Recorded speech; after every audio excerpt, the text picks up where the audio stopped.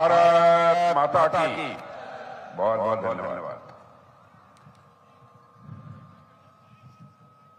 यहाँ हमारे सांसद डॉक्टर विनोद जी और हमारी विधायक पूजा पाल, भानु प्रताप सिंह वर्मा, श्री अशोक कुमार सिंह, श्री ओम प्रकाश जी पांडे, जिलाध्यक्ष भाजपा, श्री घबड़ू सिंह,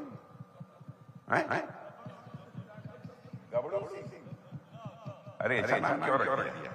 घबड़ू सिंह, नेता लोजपा, सत्यप्रकाश जी तिवारी, भरत कुशवाहा, रमाशीष शर्मा, अंबिका बिंद, बबलू राय, पुतुल देवी, राणा सिंह, अरुण कुमार, संजय सिंह, अश्विनी चौबे, मनोज जायसवाल, विजय चौरसिया, राजीव श्रीवास्तव, शिवजनम सिंह कुशवाहा, आदेश गुप्ता, अरविंद सिंह और इस सभा में मौजूद मेरे सभी सम्मानित बहनों और भाइयों, बहुत ही गर्म जोशी के साथ आप लोगों ने स्वागत किया। और आप जानते हैं भारत की परंपरा है और शिष्टाचार का तकाजा भी है। स्वागत, अभिनंदन और सलाम दुआ का ये तरफा नहीं होना चाहिए। इसलिए मैं भी अपनी तरफ से शीश झुकाकर आप सभी बहनों भाइयों का हार्दिक अभिनंदन करता हूं। आप सभी का मैं स्वागत करता हूं।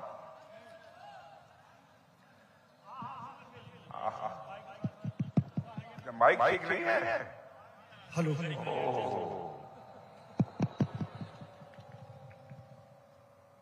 तो हाथ में लेकर बोलना होगा, बड़ा कठिन काम है। आप सब ठीक है? ये हमारे लिए बड़ा काम, लेकिन ये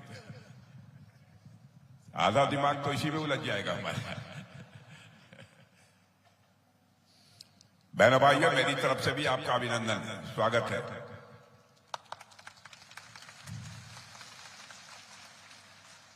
मुझे याद है कि मैं पहली बार यहां नहीं आ रहा हूं, शायद तीसरी बार किसी सार्वजनिक सभा को संबोधित करने के लिए आप सबके सामने मैं खड़ा हुआ हूं।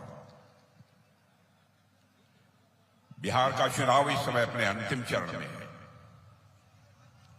पहले चरण का चुनाव हो चुका है। जैसा उपेंद्र जी ने कहा, अब यह बात पूरी तरह से साफ हो चुकी है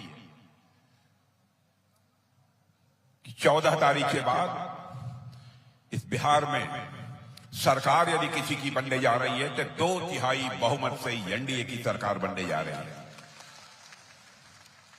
यह मैं नहीं कह रहा हूं, बल्कि जो चुनावी विश्लेषक हैं उन चुनावी विश्लेषकों का यह दावा है। सरकार बनेगी,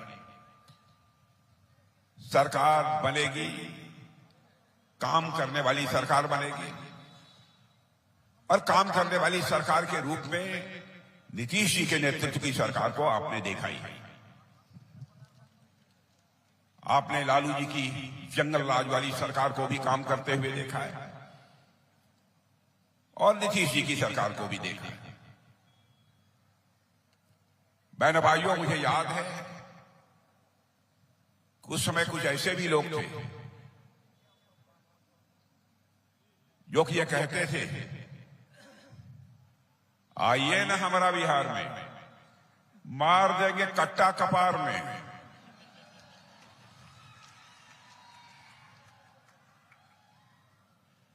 लेकिन आज क्या कहते हैं, आइए ना हमारा एनडीए के बिहार में, हमारे विकसित बिहार में। बहनों भाइयों, सारा यह स्वरूप बदल चुका है। देश की जनता ही नहीं, विदेशों में भी मेरा आना जाना होता है। लोग यह दावे के साथ कहते हैं कि भाई 15-20 वर्ष पहले वाला बिहार अब नहीं रह गया है। बिहार में बड़ा परिवर्तन हुआ है और सचमुच यह बिहार अपने आमूल चूल परिवर्तन की दिशा में तेजी से कदम आगे बढ़ा चुका है। दुनिया में भी आपके प्रति धारणा बदली है। इसे मैं शुभ संकेत मानता हूं।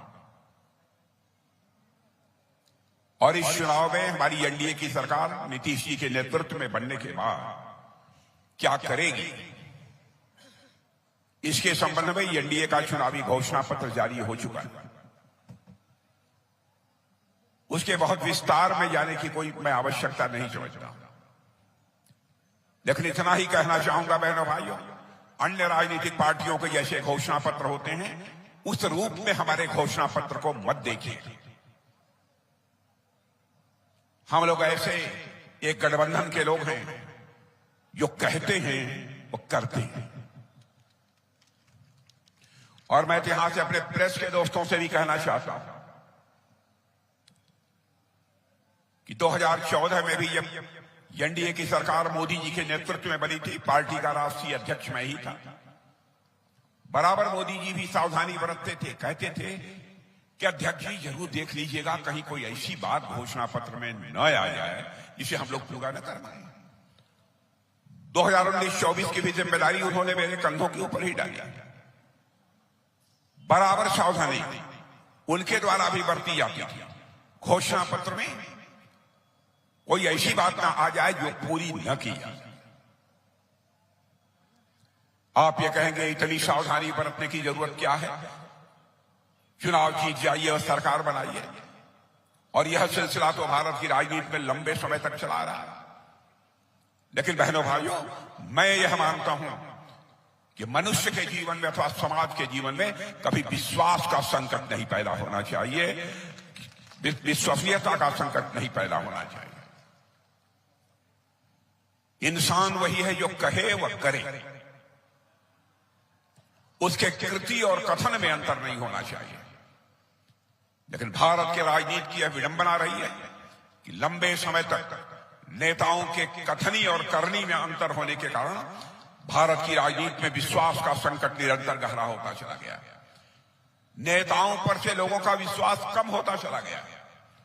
घर में बच्चा यदि कुछ इधर उधर की बात बोलता था, कभी कोई झूठ बोल देता था, तो घर में भी लोग कहते थे अरे चल के नेता बनेगा। यह धारणा बनी हुई थी नेताओं के बारे में। लेकिन बहनों भाइयों, मैं कह सकता हूं डंके की चोट पर हमारी एनडीए ने इस विश्वास के संकट को चुनौती के रूप में स्वीकार किया। आज सारा हिंदुस्तान इसे स्वीकार करता है कि एनडीए एक ऐसा गठबंधन है जो कहता है वह करता है, चाहे उसके लिए कितनी भी बड़ी कीमत क्यों न चुकानी पड़े। मनुष्य की जिंदगी में विश्वास बहुत बड़ी चीज होती है। और राजनीति का जहां तक प्रश्न है, मेरे बहनों भाइयों, राजनीति केवल सरकार बनाने के लिए हम लोग नहीं करते हैं। राजनीति हम करते हैं तो समाज बनाने के लिए हम राजनीति करते हैं, देश बनाने के लिए राजनीति करते हैं। लेकिन आरजेडी, कांग्रेस जैसे राजनीतिक दलों की हालत ऐसी हो गई है, कहते हैं चाहे जो कुछ भी हो जाए, वोट खरीदना पड़े खरीदो, झूठ बोलना पड़े। लेकिन हमारी सरकार बननी चाहिए। बहनों भाइयों, ऐसी सरकार को चिमटी से भी छूना होगा तो हम लोग नहीं छुएंगे, मैं आपको यकीन दिलाता हूं। हम विश्वास का संकट नहीं पैदा होना देंगे। मैं भी चुनाव लड़ता हूं, अपने घोषणा पत्र में या जो कुछ भी मैं कहता हूं, मैं आश्वासन कभी नहीं देता। मैं कहता हूं अपनी तरफ से मैं कोशिश करूंगा, मैं देखूंगा, और उसे पूरा करने की कोशिश करते हैं। लेकिन हालात बदल चुके हैं। राजनीति यह शब्द ही दो शब्दों को मिलाकर बना हुआ है, राज और नीति। नीति यह संस्कृत के नए धातु से बना है जिसका अर्थ होता है ले जाना, किस ओर ले जाना, सन्मार्ग की ओर ले जाना। ऐसा राज, ऐसी राजनीतिक व्यवस्था जो समाज को सन्मार्ग की ओर ले जाने का काम करे, उसे ही हम राजनीति कहते हैं। विडंबना यह है कि राजनीति शब्द अपना अर्थ भी खो चुका है, अपना भाव भी खो चुका है।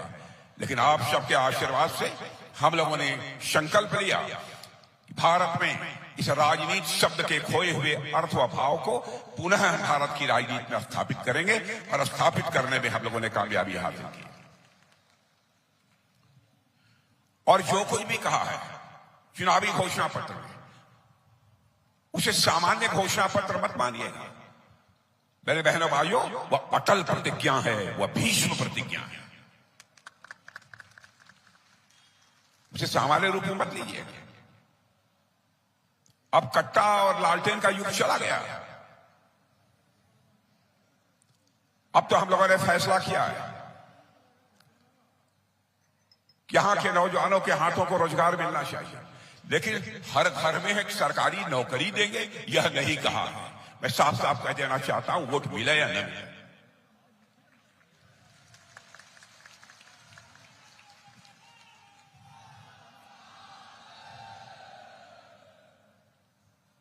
बहनों भाइयों, संभव ही नहीं। मैं तो गणित का छात्र रहा हूं, फिजिक्स, मैथमेटिक्स, केमिस्ट्री का। मैं कैलकुलेशन करना भी जानता हूं।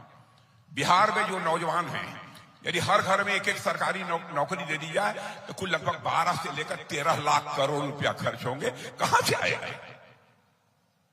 सरकार का ही बजट 3 लाख, 3.25 लाख करोड़ का है। कहां से दे देंगे? हाँ, ये हम लोगों ने कहा है, जिनको सरकारी नौकरी मिल सकती है उनको सरकारी नौकरी देंगे, लेकिन जो नौजवान काम करने की योग्यता रखता है, क्षमता रखता है, जिसके अंदर काम करने की कुवत है, काम करना चाहता है, उसके हाथों को हम रोजगार का अवसर मुहैया करें।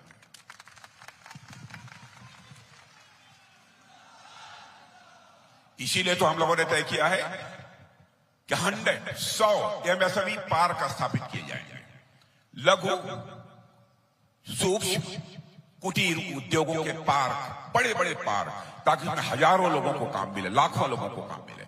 ऐसे 100 पार्क बनाए जाएंगे, यह हम लोगों का संकल्प है। इसके अतिरिक्त भी बहुत सारी योजनाएं हैं। 50 लाख नौजवानों को रोजगार देने के लिए अन्य भी सारी व्यवस्था की है। और भारत का रक्षा मंत्री होने के नाते मुझे खुशी है, और आप लोगों को जानकारी हो गई होगी, जैसे तमिलनाडु और उत्तर प्रदेश में रक्षा सामान बनाने के लिए, रक्षा से संबंधित बम, तोप, गोले, बारूद, मिसाइल, तमिलनाडु उत्तर प्रदेश में डिफेंस कॉरिडोर है। मेरे बहनों भाइयों, तो बिहार में भी डिफेंस कॉरिडोर बनेगा। बिहार में भी डिफेंस कॉरिडोर बनेगा। और मैं आरजेडी के दोस्तों को बताना चाहता हूं, कट्टा नहीं बनेगा, तोप बनेगी, मिसाइल बनेगा।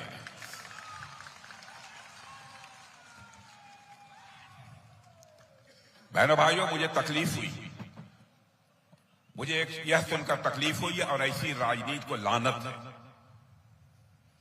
मैंने देखा कि आरजेडी के एक सार्वजनिक सभा में एक छोटा बच्चा, बड़ा मुश्किल 6 साल 7 साल की उम्र थी,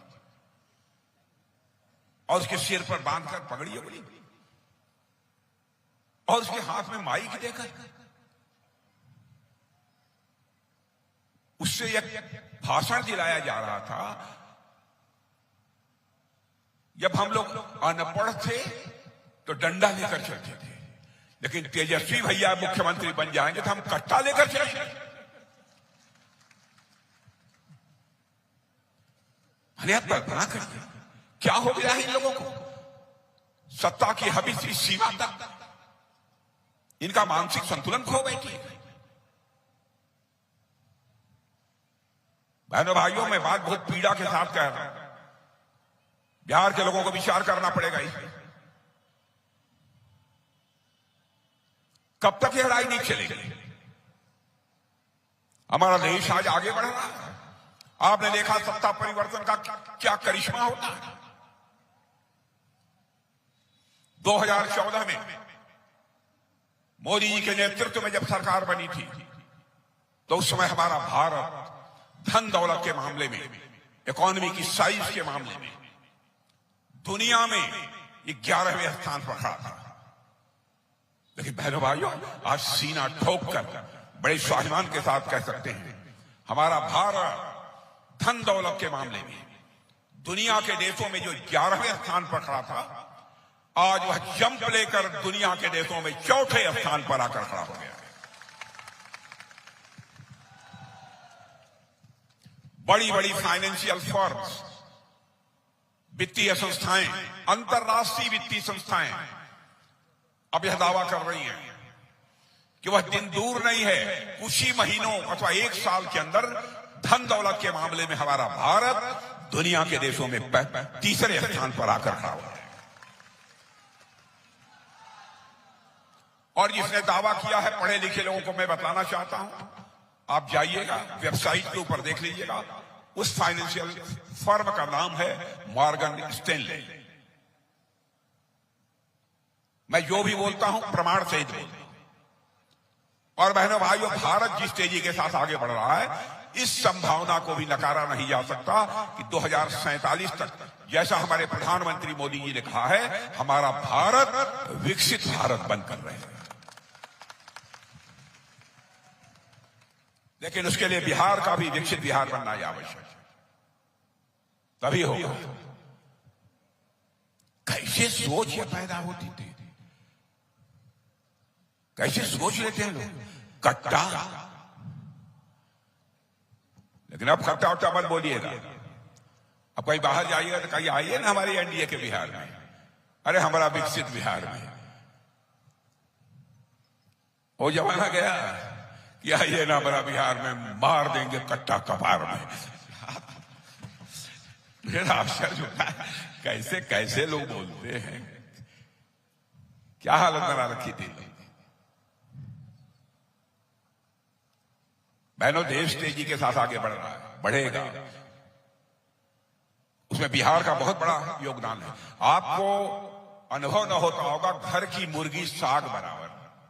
कहावत मालूम है ना, जानते हैं नहीं? कहा जाता है कि नहीं, घर की मुर्गी साग बराबर। बहनों भाइयों, बिहार का नौजवान इतना प्रतिभा संपन्न होता है, हाईली टैलेंटेड होता है।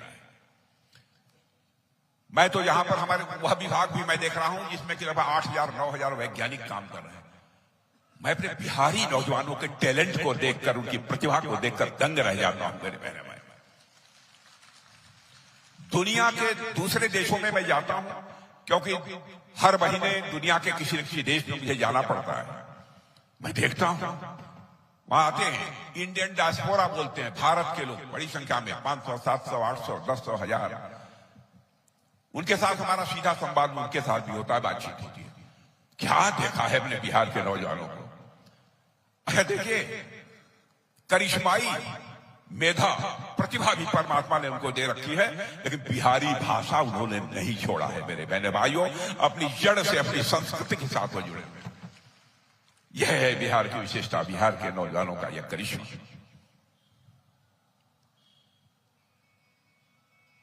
और मेरी बात मान लीजिए, पहले वाला भारत नहीं रहा। जो चाहे भारत की ओर आंख दिखा दे, जमाना लद गया। अब वह भारत नहीं रहा।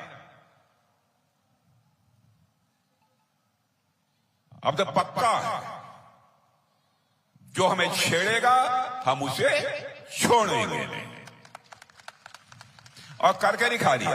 ये केवल भाषण की बात नहीं है, करके दिखा दिया।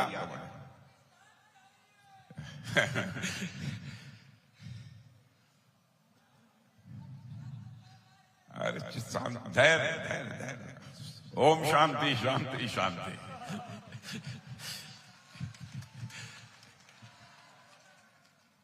और आपने देखा कि हमारे भारत के कुछ नवयुवक अपने परिवार के लोगों के साथ जिस तरीके से मई के महीने में कश्मीर की वादियों में गए थे पर्यटन के लिए, घूमने के लिए। वहां पर पाकिस्तान से चोरी छिपे आकर आतंकवादियों ने उनके ऊपर कातिलाना हमला करके मार डाला था। बहनों भाइयों, दूसरे दिन ही मैंने सेनाध्यक्ष, नौसेनाध्यक्ष, वायु सेनाध्यक्षों की बैठक बुलाई, चीफ ऑफ डिफेंस स्टाफ की। बैठते ही कुर्सी पर मैंने पहला सवाल किया था, पाकिस्तान के खिलाफ ऑपरेशन करना है, आप लोग तैयार हैं? बहनों भाइयों, मैं आपको बताना चाहता हूं, आपको खुशी होगी, हमारे तीनों सेनाध्यक्षों ने, चीफ ऑफ डिफेंस स्टाफ ने कहा, जिस भी प्रकार के ऑपरेशन का आदेश होगा, ऑपरेशन करने को हम तैयार हैं।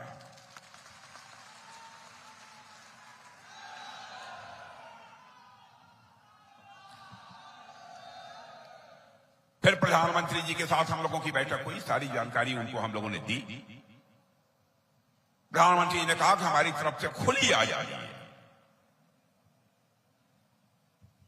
उसके बाद टारगेट तय हुए,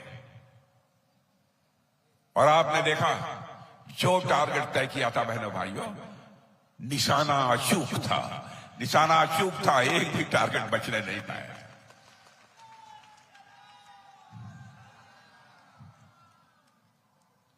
और कितने लोग मारे गए वो संख्या नहीं बताना चाहता हूं, लेकिन मान लीजिए 3 के फिगर से बहुत आगे। आज तक ऐसा कभी भी ऑपरेशन नहीं हुआ। और ये मानकर चलिए, हमारा ऑपरेशन सिंदूर अभी समाप्त नहीं हुआ है, यह स्थगित है। फिर से यदि पाकिस्तान जुर्रत करेगा तो उसका खामियाजा उसे भुगतने को तैयार रहना होगा। मेरे बहन भाई, यह कोई आसान खेल नहीं।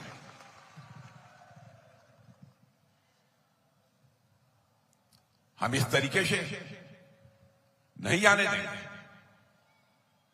लेकिन बहन भाइयों, ये देखिए भारतवासियों की सहृदयता, दिलेरी। हम लोगों को कहते हैं लोग ना, भारतीय जनता पार्टी वाले हिंदू मुसलमान के आधार पर भेदभाव करते हैं। बहन भाइयों, आज तक अपनी राजनीति में मैंने कभी भी हिंदू मुसलमान नहीं किया, कभी नहीं किया। कोई पता लगा ले, प्रेस के लोग हैं, पता लगा ले। क्योंकि मैं मानता हूं कि भारत के रहने वाले जो भी हैं सभी एक दूसरे के भाई हैं, परिवार के सदस्य हैं। कभी भी राजनीति नहीं की। और मैं इसलिए भी ये कह रहा हूं, ऑपरेशन हम लोगों ने किया, हम पाकिस्तान की जनता के ऊपर आक्रमण नहीं किया। हमने आक्रमण किया तो आतंकवादियों के ट्रेनिंग सेंटर पर आक्रमण किया था, आम जनता पर आक्रमण नहीं किया।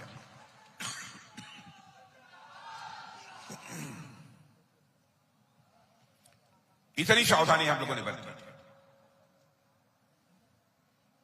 मैं समझता हूं कि अब सब पाकिस्तान के समझ में आ गया होगा, थोड़ा वो भी सावधानी बरतेंगे। नहीं बरतेंगे तो आप लोग भी मान लीजिएगा जब कुछ होगा।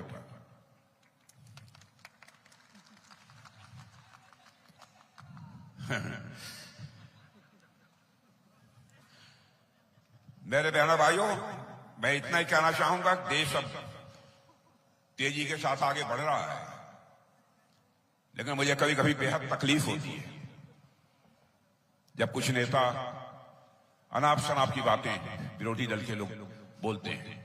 वह कहते हैं कि बिहार के लोगों की वोट चोरी हो गई। राहुल गांधी कहते हैं। मैं आपसे पूछना चाहता हूं, आपका वोट चोरी हो गया है? यदि हो गया है तो बताओ। इधर के लोग क्या बताइए, वोट चोरी हुआ है? इधर के लोग बताओ, वोट चोरी हुआ है आप लोगों का? किसी का वोट चोरी नहीं हुआ है। क्या झूठ बोलकर राजनीति करना यह आवश्यक है? और मैं कहता हूं कि मान लीजिए यदि वोट चोरी हो ही गया है तो उसकी शिकायत लिखकर आप चुनाव आयोग को करिए। न इंसाफ मिले तो आप अदालत में जाइए। आप इतना झूठ बोलकर इस तरीके से देश की जनता को गुमराह करेंगे, उनकी आंखों में धूल झोंकेंगे। बहनों भाइयों, ऐसी राजनीति नहीं होनी चाहिए। वायु में छोटे हैं, इसलिए मैं सुझाव भी देना चाहता हूं। मैं अपने राजनीतिक विरोधी को भी दुश्मन नहीं मानता हूं कभी।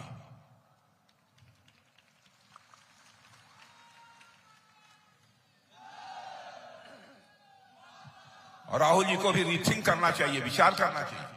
क्या कर रहे हैं? अब उन्होंने प्रारंभ कर दिया सेना में आरक्षण, सेना में आरक्षण। अरे भैया, यहां करना हो सभी जगह। आरक्षण के पक्षधर हम भी, विरोधी नहीं है। सेना में कभी नहीं पूछा जाता तुम्हारी जात कौन है, कौन तुम्हारा धर्म कौन है। सेना का एक ही धर्म होता है, सैनिक का सैन्य धर्म होता है, उसके अतिरिक्त और कोई दूसरा धर्म नहीं होता। ये कहां ले जाना चाहते हैं? क्या कराना चाहते हैं देश? और बड़े आप अति पिछड़े, अनुसूचित वर्ग, पिछड़े वर्ग के और मुस्लिम समाज के हमदर्द आप बनते हैं। मैं आपसे पूछना चाहता हूं, इतने बड़े हमदर्द हैं तो नेता विरोधी दल जब बनने की बात आई, आप स्वयं नेता विरोधी दल संसद में क्यों बन गए? आपने किसी अनुसूचित वर्ग, पिछड़े वर्ग अथवा मुसलमान को क्यों नहीं बनाया? इस सवाल का मैं जवाब चाहता हूं। हमारी एनडीए का यहां तक सवाल है, हमारा प्रधानमंत्री पिछड़े वर्ग से, राष्ट्रपति बनाया अनुसूचित वर्ग से, दूसरी बार बनाने के आदिवासी वर्ग से। पर समाज के सभी वर्गों का प्रतिनिधित्व होना चाहिए। कैबिनेट में हर वर्ग के लोग। अब भारत को इस तरीके से बांट कर चलाया जाएगा। और बहनों भाइयों, मुझे बहुत तकलीफ कि एक तेलंगाना के मुख्यमंत्री जी हैं कांग्रेस पार्टी के, उन्होंने तो इस हद तक चले गए वोट के लालच में कि उन्होंने कहा कांग्रेस का मतलब मुसलमान, मुसलमान का मतलब कांग्रेस। क्या कर रहे हैं? मैं उन्हें बताना चाहता हूं, हिंदू मुसलमान के नाम पर भी देश को मत बांटो। हमको इस आधार पर वोट नहीं चाहिए। हम अपने देश के अतीत में झांक कर जब देखते हैं तो हमारे देश के ऋषियों और मनीषियों ने केवल भारत की धरा पर रहने वाले लोगों को ही, भारत की सीमा में रहने वाले लोगों को ही अपने परिवार का सदस्य नहीं माना है, बल्कि पूरे विश्व की धरा पर रहने वाले लोगों को अपने परिवार का सदस्य मानते हुए वसुधैव कुटुंबकम का संदेश सारे विश्व को दुनिया की किसी एक धरती से गया है तो हमारे और आपके देश की धरती भारत से गया है। हमारे ऋषि और मनीषी केवल भारत की सीमा में रहने वाले लोगों को अपने परिवार का सदस्य नहीं मानते, पूरे विश्व की धरा पर रहने वाले परिवार का सदस्य मानते हुए वसुधैव कुटुंबकम का संदेश दिया। कांग्रेस के लोगों की बातें समझ में नहीं आती, कहां ले जाना चाहते हैं। बहन भाइयों, बातें बहुत सारी, बहुत विस्तार में नहीं जाना चाहूंगा, लेकिन पिछले साल उपचुनाव में मैं आया था और अशोक सिंह ने वादा किया था कि जमानिया से गंगा जी का पानी रामगढ़ में लाएंगे, और सम्राट चौधरी भी वादा किए थे कि वो सपना यह पूरा होगा। और मुझे जानकर खुशी हुई है कि जो वादा किया गया था वह वादा पूरा हो गया है। इसके लिए मैं बधाई देता हूं।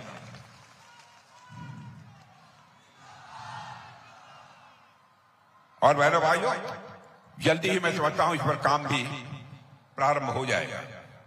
तो और तो आप सब लोग ठीक ठाक है ना, और तो कुछ ज्यादा बोलने वाले की जरूरत है नहीं। जिता रहे हैं, बम्पर वोटर जिताएंगे कि वैसे ही ऐसे ही पक्का? नहीं तो आप सबको बहुत बहुत धन्यवाद। मैं यही निवेदन करते हुए कि हमारे अशोक सिंह को आप बम्पर मतों से, भारी मतों से विजय दिलाकर आप भेजिए उत्तर प्रदेश सरकार में। या 2 बार या तीसरी बार जीतेंगे, या तीसरी बार, देखिए तीसरी बार जीतेंगे। और किसी को आगे निकलना होता तो 1, 2, 3 में वह दौड़ जाता है। आप लोग जानते ही हैं। बहुत बहुत धन्यवाद।